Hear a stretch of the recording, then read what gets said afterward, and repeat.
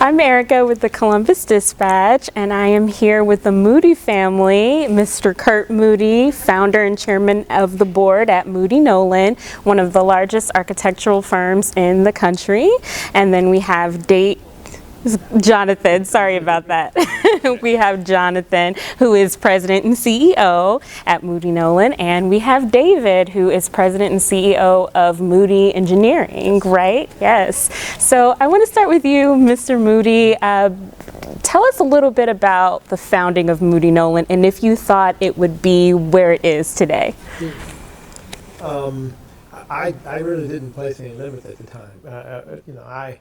I knew that in the case of Central Ohio, that especially amongst African American owned firms, there were limited firms, and most were very small. Mm-hmm. And I had experience working with some very large firms, and felt that there should be some firms that are more representative of some of the larger firms and doing some of the larger projects. So the goal was to continue to work and grow to where we could do the larger projects and then be considered one of the larger firms. Mm-hmm. And remind us, how long ago was this? 1982. 1982, wow.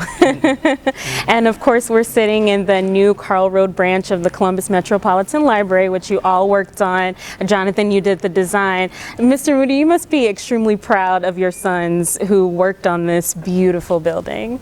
Especially since I designed the original Carl Road, yes, which was demolished to make room for this.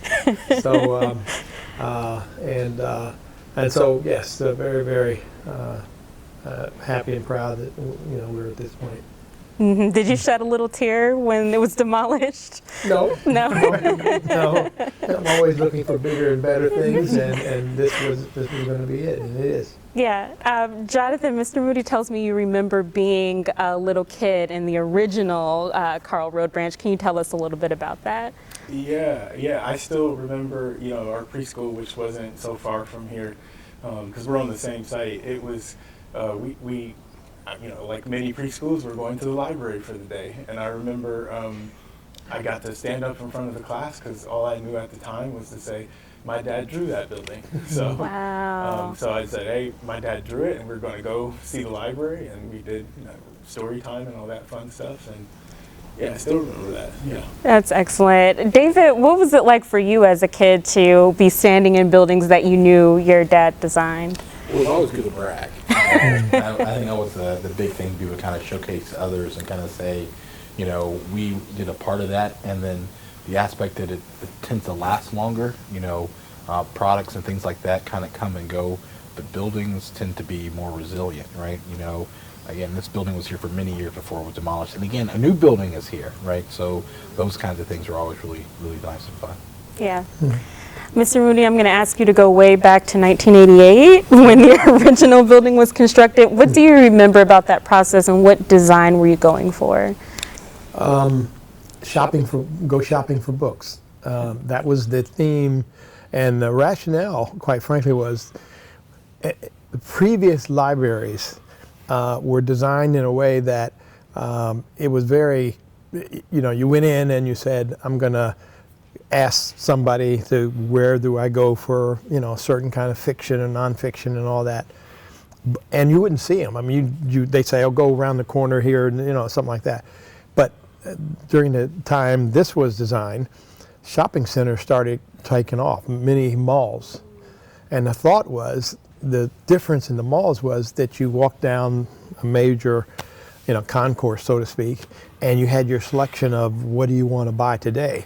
So the thought was, why don't we design libraries like that?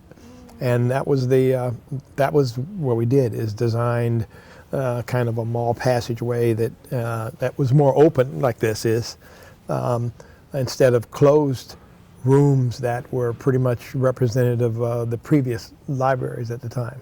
Awesome. Yeah. We have some old pictures. Oh, okay. So I think this is an aerial shot. If you could speak to, where was the old library? Was it here or the new one? Yes, it was back about that location. It was back away from the road at the time, more so than this is. This is up on the road. Yeah.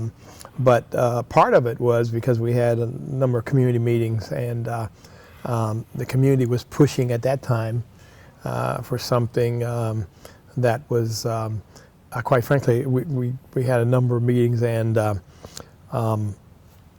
the old design had, through the atrium space down the center, had some natural light that came in from a skylight. But the community thought it looked like a train. The building looked like a locomotive. Really? So that was one of the things I remember in meeting and having to discuss that. And so anyway, we went through a lot of iterations with the community. Yeah. And the groundbreaking. Oh, I didn't remember that one. Boy. Tell us a little bit about that day. What do you remember about that day? I don't. I see myself there. I'm gonna, there are some things that back then, as we were pursuing work with the Columbus Public Library, period, because this wasn't the only project they were doing. The main library was being expanded and remodeled, and we had pursued that too, and we're not successful in winning that one. And then this one was right after, and we were successful in winning this project. Awesome. Was this your very first library that you designed? Yes. Wow. Excellent. So when it comes to this new version, I understand that multiple designs were presented, and Jonathan, it was yours that was chosen. Can you tell us a little bit about that and how you felt? Well, part of the process we go through is we don't necessarily say that it's any like one idea or anything, but that the ideas are kind of a collection of what's most important, and we kind of take pieces and parts from all sorts of things. So we looked at a lot of different schemes and variations, and I guess the scheme that I was working on was closest to what the library and the community was looking for, and we felt that if we could add some of the things that were good, aspects of some of the other concepts, that we'd really have something that really aligned all the vision that everybody had for it. Yeah. Was there any pressure that you felt because you knew your dad designed the original? I think, like with every project, there's always kind of you want to do a great job. I think with this one, I don't know that it was really any pressure. I think it was really just kind of just wanting to be sure that we, met expectations. The expectations were so high, and we thought, it's really just kind of an honor to be a part of these, and we know, with working on some of the other libraries, we know what was possible. So we said, hey, we want that here for this community as well. Yeah. Can you speak a little bit to the design? I mean, it's a very modern look. You have these beautiful large windows with the faux wood. Is it faux wood? Warm. Warm.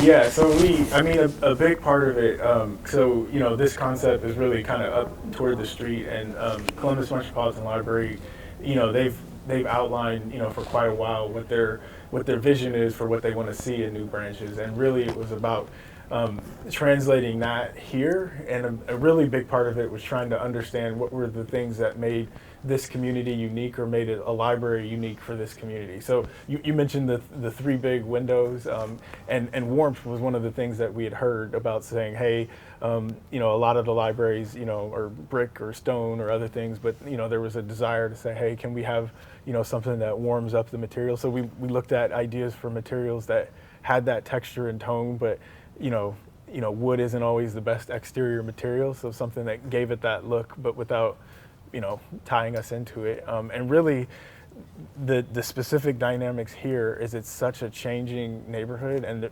from all aspects, from all sorts of pressures, social, economic, everything, that this can be a building that ties all those things together, and you want a library to be a resource like that. So we have a lot of the male Moody's here, but I'd love to learn about the women who are making this all flow. So talk to us about Mrs. Moody and the other women in the family. Well, one thing that's been good is from the very beginning, she's been very supportive of of the business in general. She is on the board, as a board member, and that's good. Now there's another son too, Curtis Jr., who actually is in the Air Force Reserve. Works for the engineering group at Ohio State, and is a football coach at Eastmore Academy as an assistant coach. So, but Elaine, which is my wife, and their mother,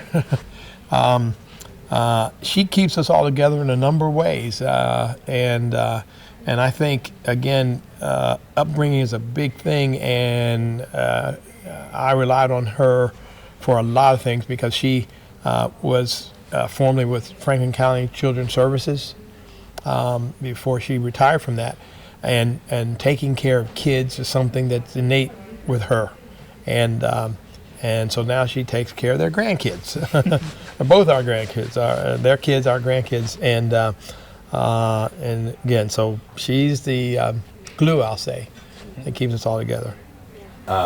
So mom is mom, right? That's always one of the things that's particular. But I think one of the things people don't realize as well is that she was an entrepreneur as well, you know? Yeah. So having two entrepreneur parents, right? It's not a surprise that many of the kids are also entrepreneurs as well, kind of having that environment because she has an incredible work ethic. Again, incredibly dedicated to her family and everything else, but at the same time, like, she's about her business, whether that's personal or for work and whatnot. So that was one of the things I think we always learned.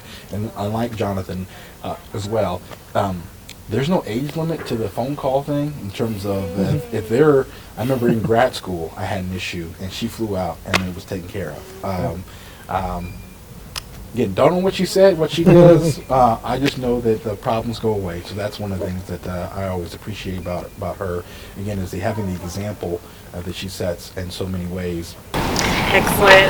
Mr. Moody, I'll let you close it out. I really want to know, what is it like give us the real deal, what is it like working with family? Because families can tend to argue more so than maybe people who aren't related, but I'm sure there's a comfort in it as well. We've been very fortunate. We haven't had no arguments or anything No of that nature. arguments. No. It's good in that, I think everybody having family close by is always good. And in this case, David's office is in the floor down from our main office in the building, but it's totally separate. We can see each other really quickly if we need to, based on some things. The other thing is I know that I have confidence in both of them because as a firm, we pride ourselves in being very ethical too. That's another thing. And even though you hope that would be the case throughout the industry, that is not always the case. But I know they are, and so because of their upbringing and everything else, so I can depend upon them to do the honest and be ethical and all that kind of stuff. And not all our consultants that we run across the country are that way, but we all are, and so it's good for the families as well. I mean, so that's all good. When there's good challenges that we're going to have when it comes to our growth. And so, but we're all able to handle it. So it's been good. Yeah.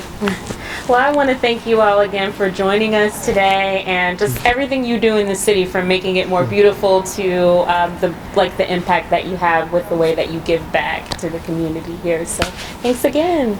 Thank you. Thank you. Mm-hmm.